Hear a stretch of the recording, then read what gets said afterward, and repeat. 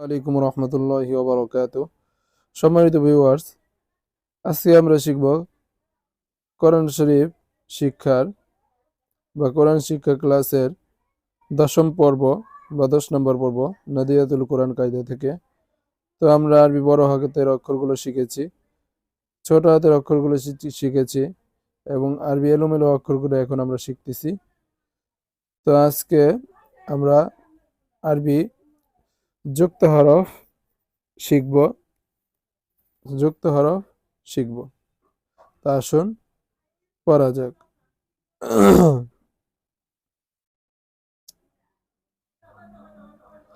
হা হা হা হামজা হামজা হামজা গাইন গাইন গাইন ফা ফা ফা দাল দাল দাল আইন আইন আইন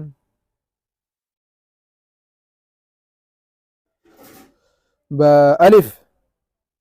আরবি যুক্ত বর্ণ হরফগুলো ভালো করে মনোযোগ দিয়ে শিখুন। বা আলিফ বা আলিফ বা আলিফ। হা বা হা বা হাবা। একসাথে তাড়াতাড়ি করে পড়তে হবে, কারণ আমরা জানি হরকতের উচ্চারণ তাড়াতাড়ি পড়তে হয়। হা বা হাবা হাবা হাবা। হা জিম হাজিম হাজিম হাজিম। এরপরে দেখুন জিম দাল জিম দাল জিম দাল জিম দাল। মিম আইন মিম আইন মিম আইন আইন সদ আইন সদ আইন সদ আইন সদ।